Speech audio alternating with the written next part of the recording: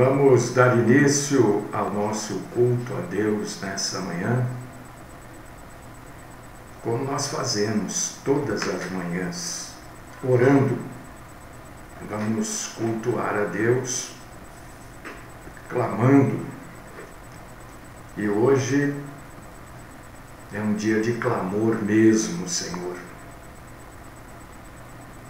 Recebe, Senhor, a nossa pecadora presença aos teus pés. Sei que o Senhor nos transforma em justos através de Cristo Jesus.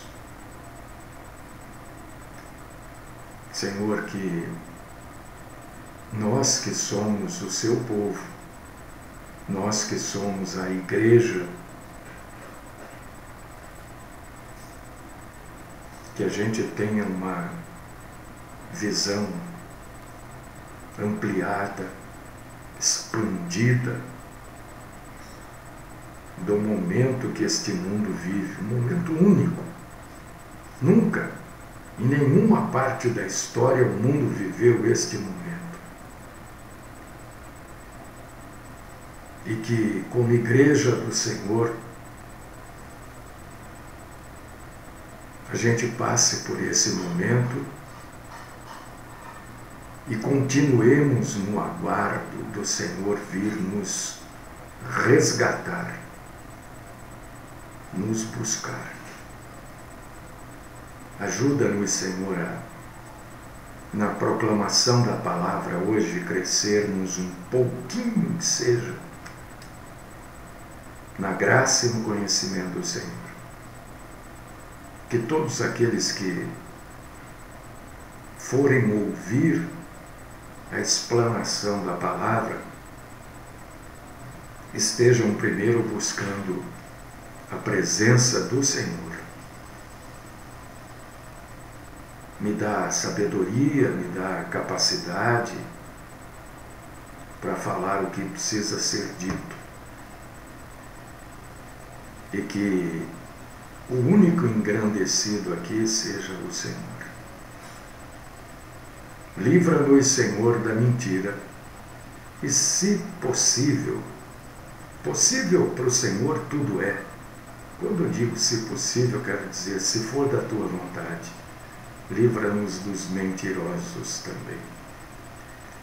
Esta é a oração que eu coloco humildemente aos teus pés, no nome do nosso Salvador, teu amado Filho, Cristo Jesus. Amém.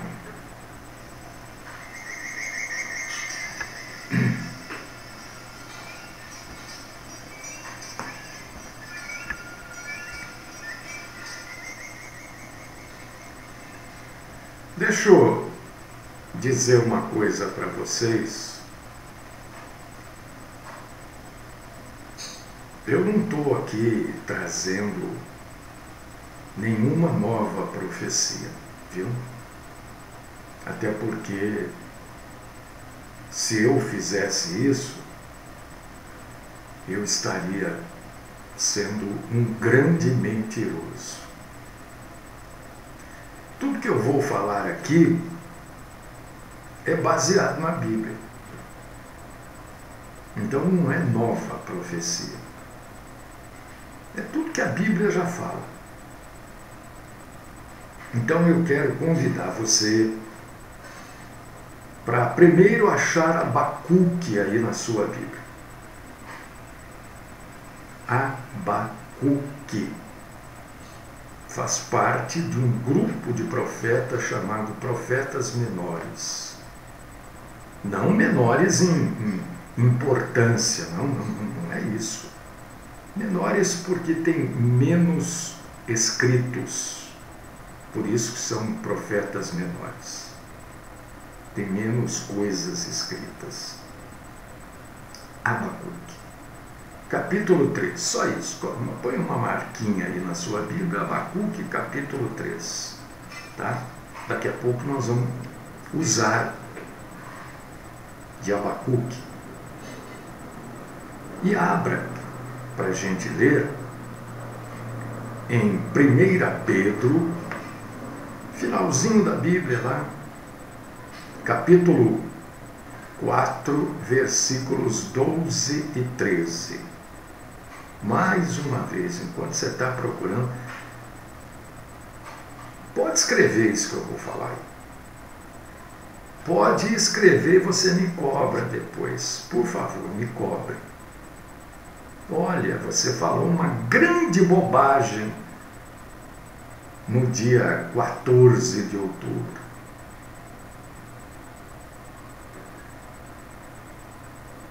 Ô, Toninho, meu primo, queridíssimo primo de Mojimirim, seja bem-vindo. Então, tudo que eu vou falar aqui é bíblico. Não pode ser novidade. Talvez eu traga uma novidade, talvez, não sei. Mas anota. Anota, porque depois, se eu estiver errado, você tem todo o direito de me cobrar. Não pense que eu vou ficar bravo, não. Eu não tenho direito de ficar bravo. Se eu falar alguma coisa que não é correta. 1 Pedro, capítulo 4, versículos 12 e 13. Olha o que está escrito. Vamos lá? Vamos ler aqui. É Pedro falando, viu? Amados, não estranheis o fogo ardente que surge no meio de vós, destinado a provar-vos como se alguma coisa extraordinária vos estivesse acontecendo. Pelo contrário, alegrai-vos na medida em que vós sois coparticipantes dos sofrimentos de Cristo, para que também na revelação da sua glória vos alegreis exultando. Eu não sou de ficar fazendo, eu não gosto disso, ficar fazendo suspense. Até porque não tem nem suspense. O título da proclamação hoje é Grandes Dificuldades Estão por Vir. Pode anotar aí um pedacinho de papel e você vai, no comecinho do mês que vem, ou não vai falar nada, ou vai me cobrar, dizendo, e aí?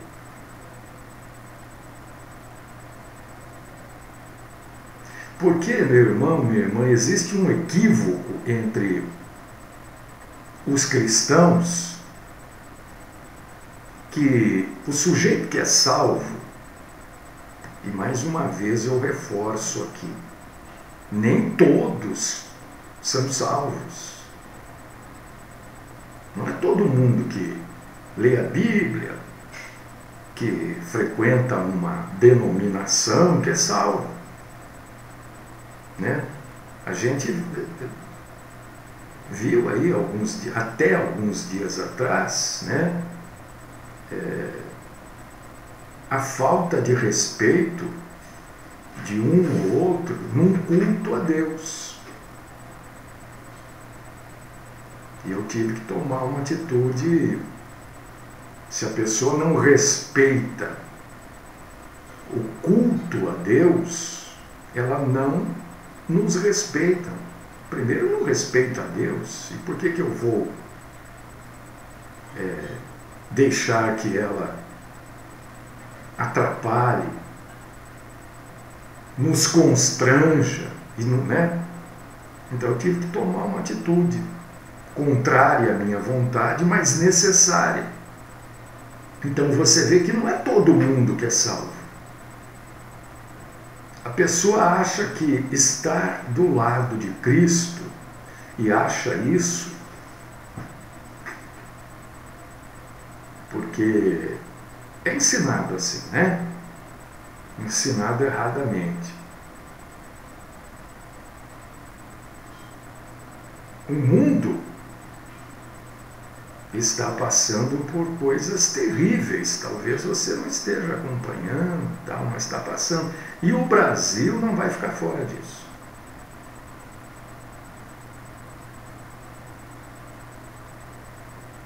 As pessoas de bem deste país vão se decepcionar muito, mas muito.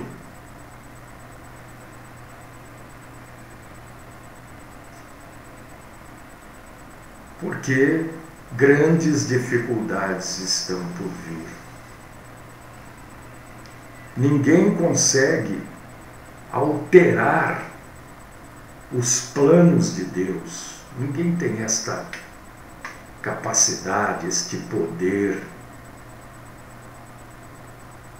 É claro que a separação do homem para com Deus é resolvida pela graça. E esta graça passa a existir na vida do homem e da mulher por meio da fé em Jesus.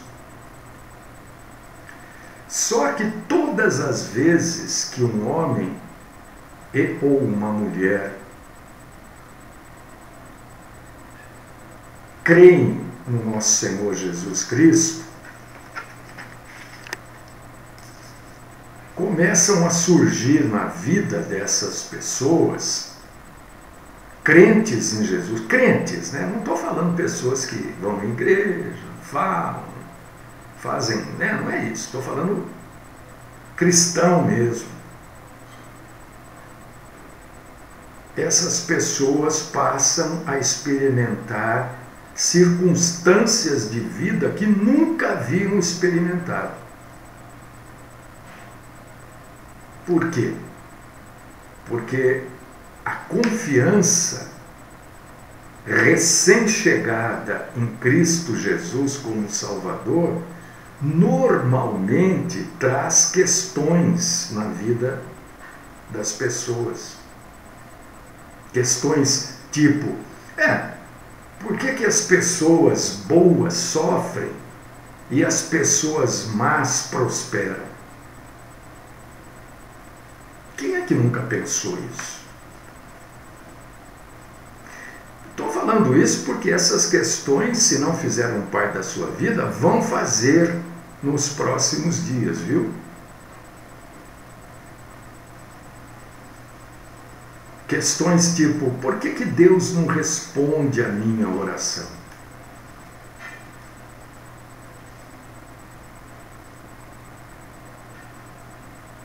Por que quanto mais eu oro, quanto mais eu cultuo a Deus, quanto mais eu leio a Bíblia, mais pessoas hostis aparecem na minha vida?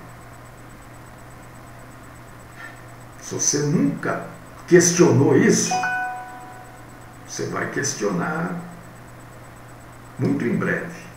Mas eu creio que você já questionou. Por causa disso que eu sugeri a leitura de 1 Pedro, capítulo 4, versículos 12 e 13. Porque Pedro está dizendo que o cristão verdadeiro vai passar por circunstâncias dificílimas na vida. Se você não passa, né? Você vai passar, porque a vida na fé não é fácil. Se um crente afirma não ter obstáculos, ele ou ela, muito provavelmente, não está amadurecendo espiritualmente, não está falando a verdade,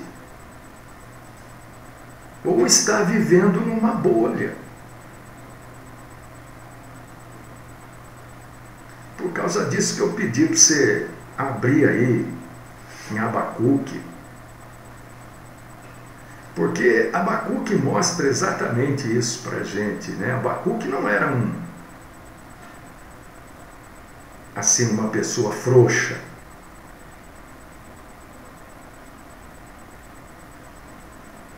Quando Abacuque olhava para o tempo que ele vivia, Abacuque lutou muito com questões dessas que eu acabei de falar aí, dúvidas. E ele tinha a mesma dificuldade que nós temos, porque preste atenção no que eu estou falando. Tem coisas que a gente não pode falar abertamente. Não é que não pode, poder pode, mas não deve. Né? Abacuque tinha uma dificuldade, como nós temos, em ver determinadas coisas que aconteciam na época dele e saber que Deus observava tudo aquilo, observava a nação de Israel e observava as outras nações e Deus não fazia do jeito que Abacuque queria, ou do jeito que Abacuque entendia que deveria acontecer.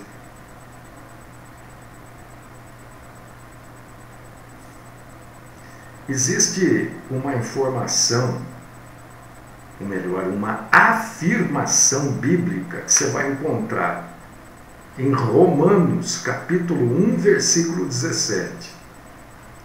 Gálatas, capítulo 3, versículo 11. E Hebreus, capítulo 10, versículo 38. Que diz que o justo viverá pela fé. Este versículo, justo viverá pela fé, é um versículo que mudou o mundo cristão, né? Então eu gostaria de explicar para você o que é um sujeito justo. Mas eu vou dizer uma coisa para você, viu? Oh, meu Deus. As pessoas resolvem ligar na hora que eu estou.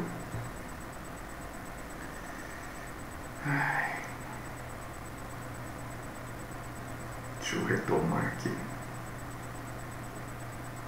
Justo não é alguém que satisfaça os mandamentos de Deus.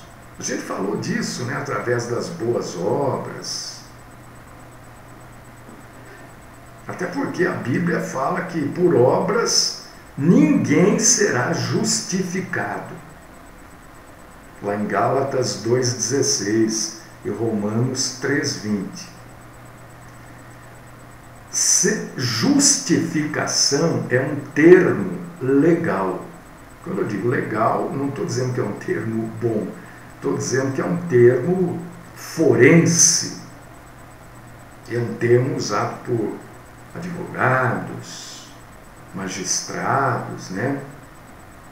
Que fala sobre absolvição. A ação da graça de Deus sobre os seres humanos, que são pecadores e dignos de condenação, a ação da graça de Deus torna-nos, pecadores e dignos de condenação, aceitáveis, torna-nos justos diante daquele que é perfeitamente santo, através do nosso Senhor Jesus Cristo. Então, isso nos esclarece que não é apenas a salvação que é pela graça por meio da fé. mas também os justos são justificados porque vivem pela fé. E isso é chamado de santificação. Isso é um processo. Salvação não. E eu quero convidar você agora para você dar uma olhadinha aí no livro de Abacuque,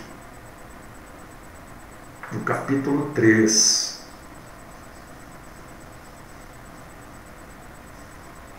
Deuses falsos não precisam ser de madeira, de pedra, de ouro, de prata.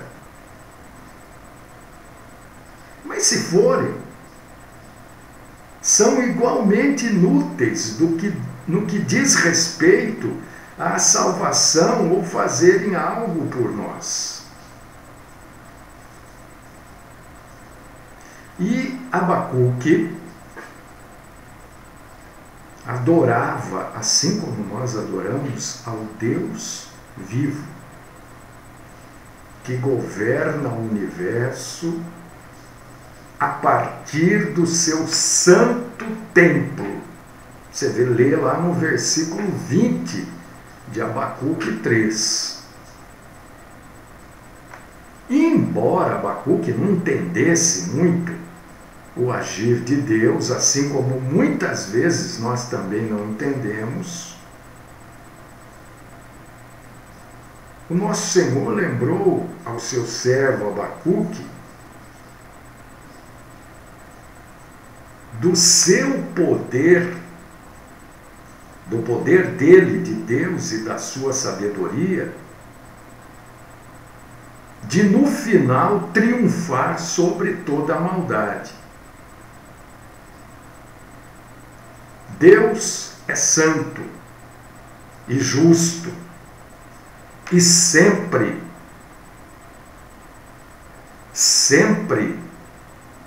vou repetir mais uma vez, 3 vezes para gravar, sempre Deus age com justiça. Não é porque você não entende, eu não entendo, não é porque você não aceita que aquilo que Deus faz não é justo.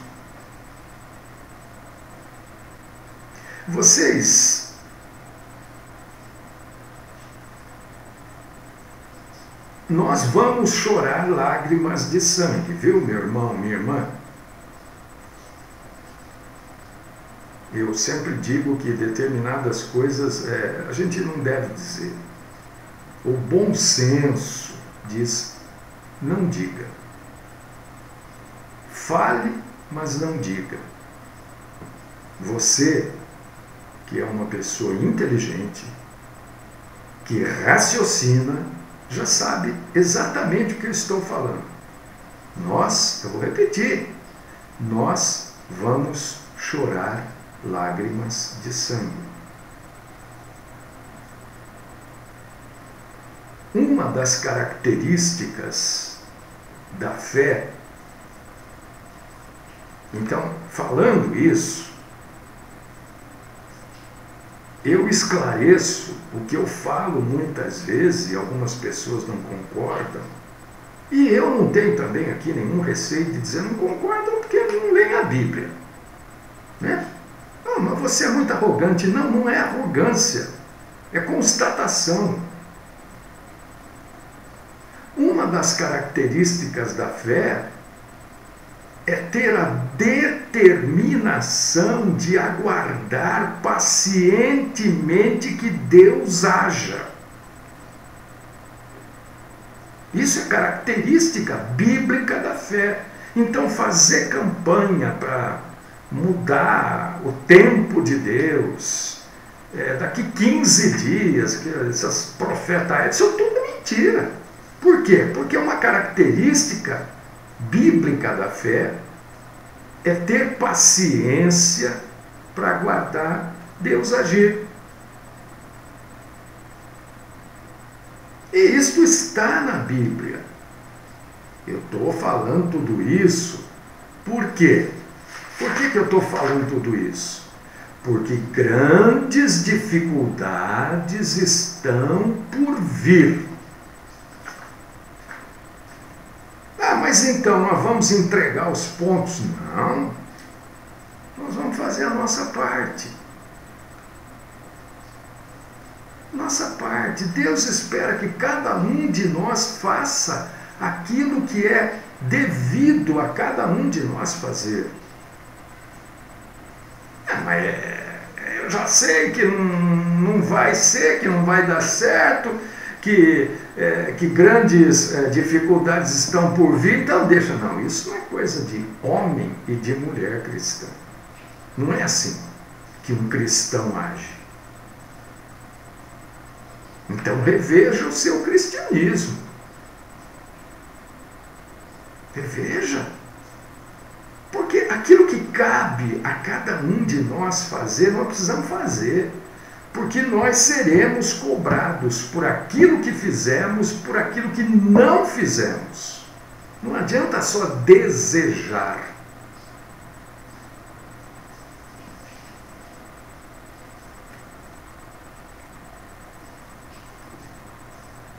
Isaías, eu estava falando aqui de uma característica bíblica da fé, que é aguardar pacientemente Deus agir, não é? E falei que quem não faz isso é contra a Bíblia, não conhece a Bíblia. Então, eu não dou muita atenção, eu alerto para que você não caia nessa, né? Mas não dou muita atenção para essas pessoas, porque elas têm a Bíblia na mão e fazem o contrário que a Bíblia diz. Então, se você abrir em Isaías, capítulo 28, versículo 16, você vai ler aí junto comigo. Que Isaías refere-se à pessoa que crê como aquela que não foge. Não é isso? Eu não sei, na sua Bíblia, de repente, pode estar um termo semelhante.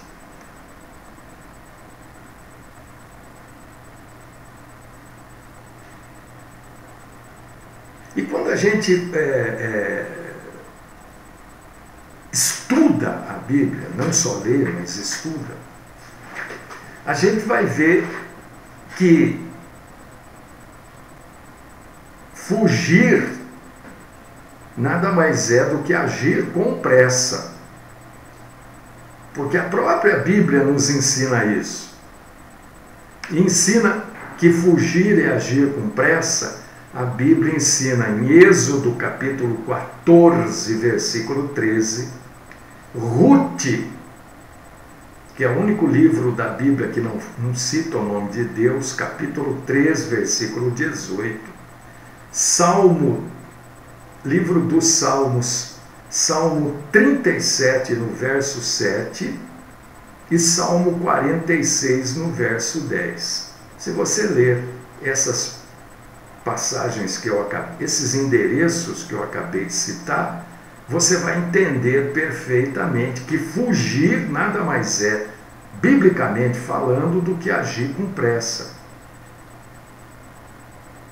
Abacuque, vamos voltar no Abacuque, podia ser paciente, porque ele sabia que o Senhor Deus estava envolvido nos assuntos dos seres humanos.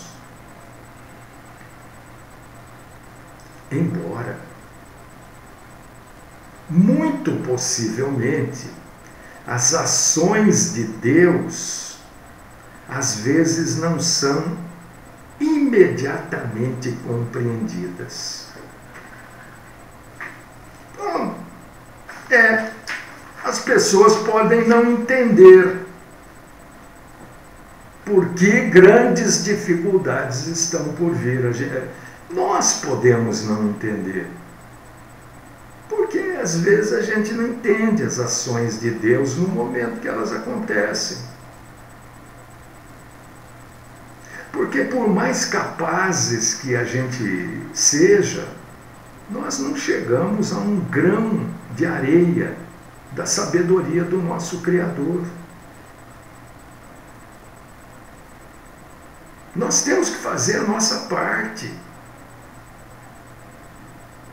Porque fazendo a nossa parte, fazendo aquilo que cabe aos cristãos, nós estamos fazendo aquilo que é correto.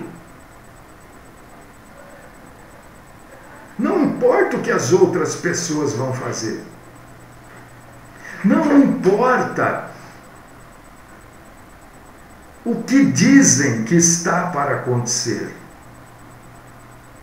Nós temos que ter a consciência que, como cristãos, como homens e mulheres de Deus, nós temos que fazer isso. Não importa. E eu já estou antecipando aqui para você que grandes dificuldades estão por vir. E indico para você ler de novo, num momento de meditação, 1 Pedro, capítulo 4, versículos 12 e 13. Mas por que você está misturando? Não estou misturando, não. Isso aqui está perfeitamente organizado. Se você, depois de ler 1 Pedro, for ler Abacuque, leia Abacuque. É interessante você ler. Por quê? Porque você vai ler sobre um homem que tinha as mesmas dificuldades que nós estamos enfrentando praticamente, e o mundo dele naquela época estava passando por situações que o nosso mundo passa e vai passar mais acentuadamente. Abacuque, por exemplo, no capítulo 3, no versículo 17, ele diz o quê? Que a economia do seu povo naquela época estava em declínio. Ele diz que os campos não produziam mantimento e nos currais não havia mais gado. Dá uma lida também, porque você só vai ganhar lendo o que eu estou indicando para você aqui. Você só vai aprender, entender, porque a gente se reúne aqui todos os dias para adorar a Deus. E como é que a gente adora a Deus? Pregando a palavra, crescendo. Eu cresço todo dia aqui um pouquinho, na graça e no conhecimento do Senhor. Não tenha preguiça de ler a Bíblia. Leia Deuteronômio 28, do 15 ao 24. Você vai entender isso que Abacuque fala aqui, no capítulo 3, versículo 17. Aquilo que eles tinham de esperança, de felicidade, de satisfação, de segurança, havia sumido. Mas Abacuque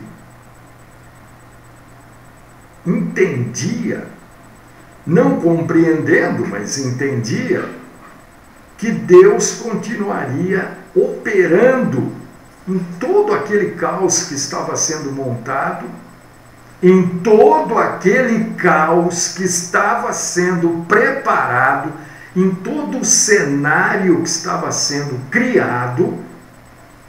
Abacuque entendia que Deus continuaria operando os seus propósitos divinos para aqueles que o amam e que são chamados segundo o seu propósito.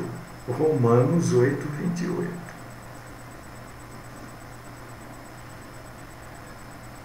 Abacuque então resolve, ele com ele mesmo, a se alegrar não nas coisas que precisariam acontecer, não no entendimento perfeito e correto que ele tinha, da parte que lhe cabia, mas ele procura, ele busca se alegrar exclusivamente em Deus e na salvação. Ele estava decepcionado com outras coisas.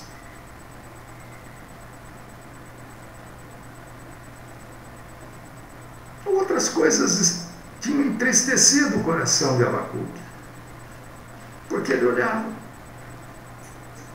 ele via tudo se afundando, só havia condições das coisas se afundarem mais ainda,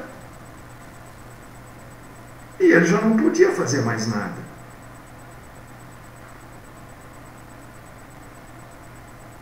Então, ele decide, ele com ele, a se alegrar, a se regozijar no Deus da sua salvação. O único que pode proporcionar, que pode nos prover forças. Se você ler o versículo 18 e 19 de Abacuque 3, é isso que você vai ler aí. Olha, eu não sei quando essas grandes dificuldades cairão sobre nós. Pode ser, eu não sei, pode ser no ano que nós estamos vivendo, pode ser no ano que vem, eu não sei. Mas eu tenho consciência plena, total, de que grandes dificuldades estão por vir. Mas eu estou falando tudo isso nesta sexta-feira, porque aquele que confia em Deus está sempre são e salvo. Aqueles que confiam no Senhor podem sempre não ter nada mais para se alegrar. Daqui para frente é só o buraco se aprofundando centímetro por centímetro. Mas a gente tem o Senhor, a gente se alegra no Senhor, independentemente das circunstâncias. Por quê? Porque as dificuldades são as circunstâncias que os homens estão criando para si mesmos.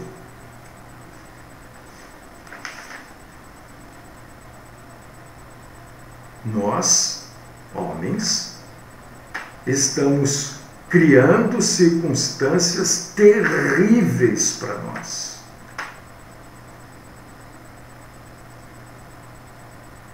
O mundo está... você já viu uma água fervendo? Não fica... O mundo está assim. O mundo está desse jeito. E o Brasil, que sempre...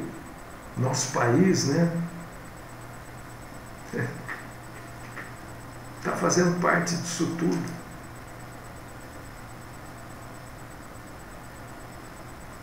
Então, eu resolvi hoje, não sei, acho que eu não estou sendo muito enigmático. Estou falando do jeito que eu acho que eu devia falar. Eu acho que a gente tem que ir trazendo assim alertas. Olha, nós não vamos ter mamão com açúcar, não. Às vezes a gente lê,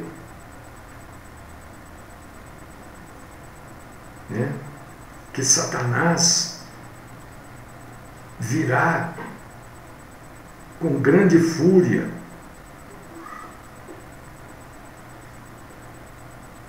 e eu vejo que homens se levantarão nesse país com grande fúria. Aqui não é profecia, viu, gente? Pelo amor de Deus, hein? Não é. Não é porque eu não creio em nova profecia. Eu não creio. Eu estou falando o que o cenário está mostrando. Homens vão se levantar nesse país com grande fúria, imitando a fúria de Satanás. E o culpado disso não é Deus não, viu? Não é Deus não. O culpado disso somos nós. Nós. Porque Deus não tem culpa. Como é que eu vou dizer culpado é Deus? Culpado somos nós, ué. Somos fracos, insignificantes, medíocres.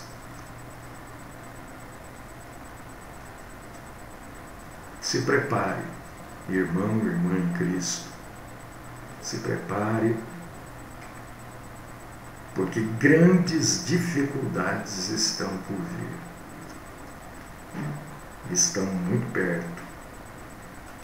Mas vamos nos firmar em Abacuque, né? Vamos nos alegrar no Senhor.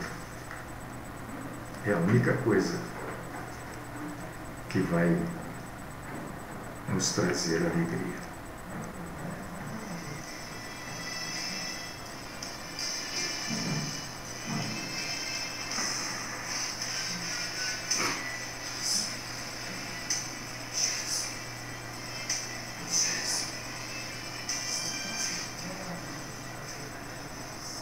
Senhor nosso Deus, nosso Pai, nós queremos suplicar a Tua compaixão, Senhor, se é que por sermos culpados, né? Tem compaixão, Senhor, do Seu povo, tem compaixão, Senhor, da Sua igreja. Venha nos buscar, Senhor, venha nos levar. Eu creio que a igreja não vai passar pela tribulação, assim eu creio. E se esses momentos, essas grandes dificuldades não ainda fazem parte da tribulação, é uma leve amostra do que será a tribulação e a grande tribulação. Nós somos fracos mesmo, Senhor. Precisamos que o Senhor nos sustente. Precisamos que o Senhor nos segure. Muitos vão cair. E o cair é do homem, né? Mas o Senhor nos levanta. Senhor, continua falando conosco e aquietando os nossos corações. Ajuda-nos a adorarmos o Senhor também nas dificuldades. Esta é a minha oração, no nome do Cristo Jesus. Amém.